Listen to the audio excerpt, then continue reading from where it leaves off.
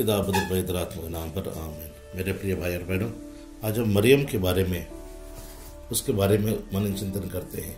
आज मरियम का मध्यस्थर रोजरी प्रार्थना बहुत विश्वासियों के जीवन में एक रुकावट है और एक आर्ग्यूमेंट है।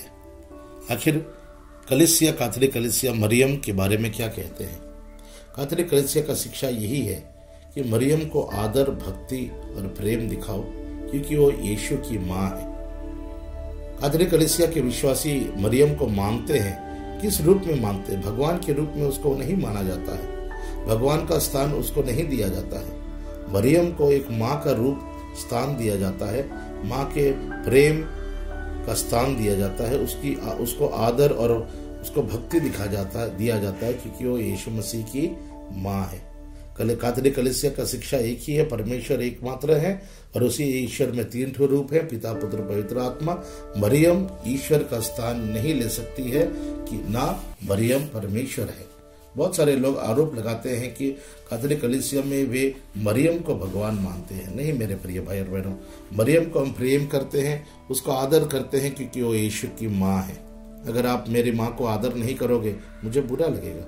उसी तरह हम अगर यीशु की माँ को आदर नहीं दिखाएंगे, प्रेम नहीं दिखाएंगे, यीशु को बुरा लगेगा। परमेश्वर क्रूस में मरने से पहले उन्होंने यूहन्ना को कहा, आज से ये तेरी माँ है, और उसकी माँ को कहा, आज से ये तेरा पुत्र है। उस दिन से मरियम सारे शिष्यों के लिए, सारे विश्वासी जनों के लिए, मरियम सारे विश्वासी मंडली के लिए उनकी माँ बन चुकी है। हाँ मेरे भाई और बहनों, यही कलीसिया का शिक्षा है। दूसरा, हम रोजरी प्रार्थनाओं के बारे में हम मन चिंतन करेंगे। और बहुत लोग कहते हैं रोजरी प्रार्थना बाइबल में नहीं है। ठीक है, रोजरी प्रार्थना बाइबल में नहीं है, लेकिन याद रखिए बाइबल रोजरी में है। बाइबल रोजरी में है। बहुत लोग कहते हैं कि बाइबल में कहाँ पे लिखा है कि रोजरी प्रार्थना करना है? बाइबल में कहाँ पे लिखा है सब कुछ बाइबल में मिलेगा? उल्टा हम देखते हैं यिर्मयाह 90:33 में प्रभु यीशु कहते हैं, तुम मुझसे प्रार्थना करो और मैं तुम्हें ऐसे रहस्यमय बातें बताऊंगा जिसके बारे में तुम नहीं जानते हो। प्रभु यीशु नहीं कहते हैं कि तुम बाइबल पढ़ो और तुम्हें हर एक रहस्य तुम्हें पता चलेगा। प्रभु यीशु खुद कहते हैं कि तुम मुझसे प्रार्थना करो और ऐसे रहस्यमय बातें मैं तुझे बताऊंगा जो तुम नहीं जानते हो।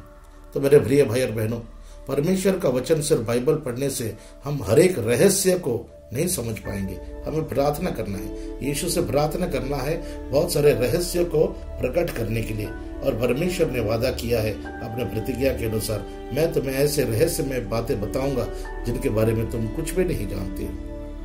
हाँ मेरे प्रिय भाई और बहनों, रोजरी प्रार्थना के बारे में आज हम थोड़ा मनन चिंतन करते हैं। मरियम अगर जीवित है, अगर आप लोगों के बीच में है, तो आप जरूर मरियम के पास जाओगे और कहोगे, मरियम आप मेरे लिए प्रार्थना कर दीजिए। यीशु की माँ, मेरा बेटा के लिए प्रार्थना कर दीजिए। यीशु की माँ, मेरा नौकरी के लिए आप प्रार्थना कर दीजिए। यीशु की माँ, मेरे चंगाई के लिए आप प्रार्थना कर दीजिए। मेरे प्रिय भाई और बहनों, किसी से प्रार्थना करवाना या प्रार्थना मांगना कोई पाप नहीं है, इसलिए और किसी के लिए प्रार्थना करना ये पाप नहीं है। 1 तिमोथी 2:1 में संत पौल कहते हैं, इसलिए अधिकारियों के लिए तुम प्रार्थना करो, मानव जाति के लिए तुम प्रार्थना करो। हम दूसरों के लिए प्रार्थना कर सकते हैं, हम ईश्वर से दूसरों के लिए प्रार्थना, चंगाई के लिए हम प्रार्थना कर सकते हैं। और वही है, हम मरियम को हमारे लिए प्रार्थना करने के लिए हम कह सकते हैं, अगर मरियम हमारे बीच में है। अगर यही मरियम मरने के बाद स्वर्ग में है, ये हम विश्वास करते हैं, क्योंकि मरियम में बहुत पवित्र जीवन जीती थी। संत यूहन्ना के सुसमाचार 11:25 में लिखा है, प्रभु यीशु कहते हैं, जो मुझ पर विश्वास करता है वो मरने पर भी जीवित रहता है। जो मुझ पर विश्वास करते हुए जीता है वो कभी नहीं मरता है, वो जीवित रहता है। तो मरियम ने ईश्वर के ऊपर भरोसा करते हुए अपने जीवन को बिताया। क्या वो मर सकती है?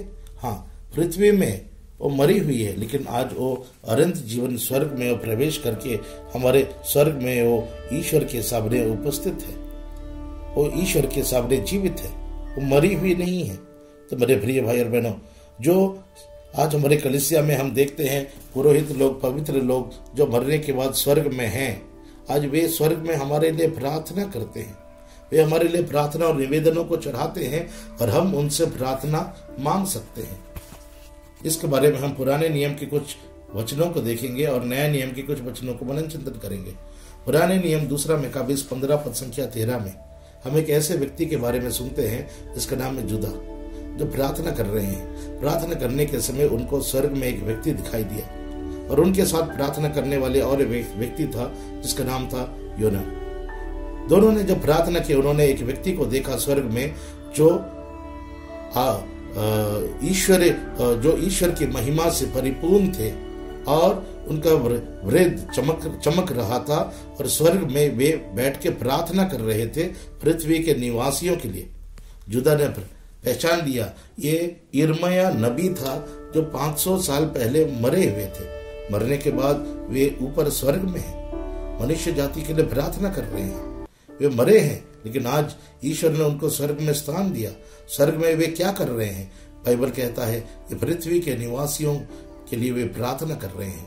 तो मेरे प्रिय भाई और बहनों, वही चीज हम प्रकाशन ग्रंथ 5 पद संख्या 8 में हम देखते हैं। मेमना के सामने संतों की प्रार्थना को चढ़ाया जा रहा है। प्रकाशन ग्रंथ 6 पद संख्या 10 में हम देखते हैं जो लोग सुसमाचार प्रचार करने पर वे मारे गए, उनको मार दिया गया, वे लोग मरने के बाद स्वर्ग में जीवित हैं और स्वर्ग में ईश्वर के सामने अपने निवेदनों को प्रस्तुत कर रहे हैं, प्रार्थना कर रहे हैं। तो मेरे प्रिय भाई और बहनों, जो लोग पवित्रता में, विश्वास में अपने जीवन को गवाया है, वे लोग नरक में नहीं है, वे लोग स्वर्ग में हैं। स्वर्ग में वे आपके लिए, मेरे लिए प्रार्थना करते हैं और हम उनसे प्रार्थना मांग सकते हैं। जब वे हमारे लिए प्रार्थना कर रहे हैं, ये कोई बुराई नहीं है जब किसी के लिए प्रार्थना किया जाता है, और हम भी उनसे कह सकते हैं कि आप मेरे लिए प्रार्थना करो। हम उनको ईश्वर से ज्यादा स्थान नहीं देते हैं, हम सिर्फ उनसे मध्यस्तर मांगते हैं। किसी से प्रार्थना मांगना ये कोई पाप नहीं है। परमेश्वर ने खुद कहा है तुम एक दूसरे के लिए प्रार्थना करो, तुम एक दूसरे से कहो, तुम एक दूसरे के लिए प्रार्थना करो।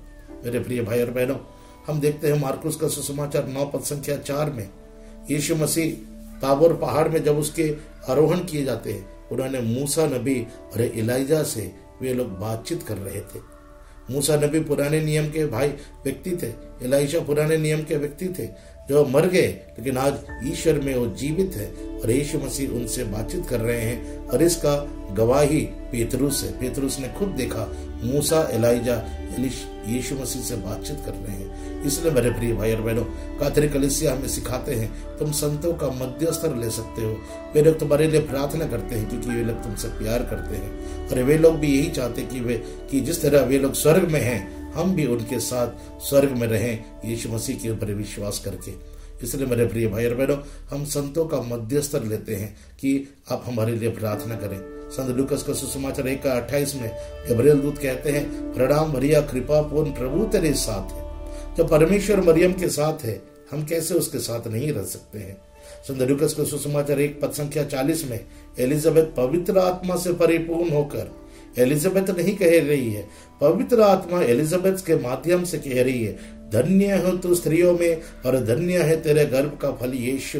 ये एलिजाबेथ का वचन नहीं है, ये पवित्र आत्मा का वचन है मरियम के बारे में कि तो नारियों में धन्य है।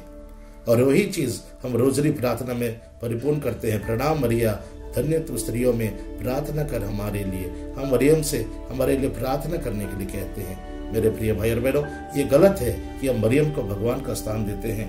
ये गलत है कि हम यीशु मसीह से प्रार्थना नहीं करते हैं। हम मरियम से सिर्फ कहते हैं आप हमारे लिए प्रार्थना कर दो, जिस तरह आप लोगों से अर्जी करते हो कि आप मेरे लिए प्रार्थना कर दो। यही है रोजरी प्रार्थना। हम मरियम को सिर्फ कहते हैं हमारे लिए तो प्रार्थना कर दे, हम उसको भगवान का स्थान नहीं देते हैं। आमीन।